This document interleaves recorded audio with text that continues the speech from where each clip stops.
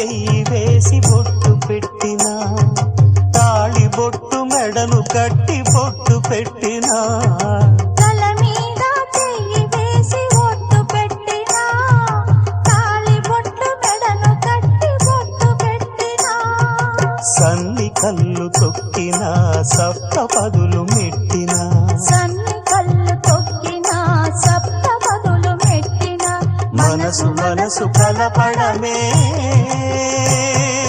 మంత్రం పరమార్థం. శ్రీరస్తు శుభమస్తు, శ్రీరస్తు శుభమస్తు. శ్రీకారం చుట్టుకుంది పెళ్లి పుస్తకం, ఇక ఆకారం దాచుతుంది కొత్త జీవితం.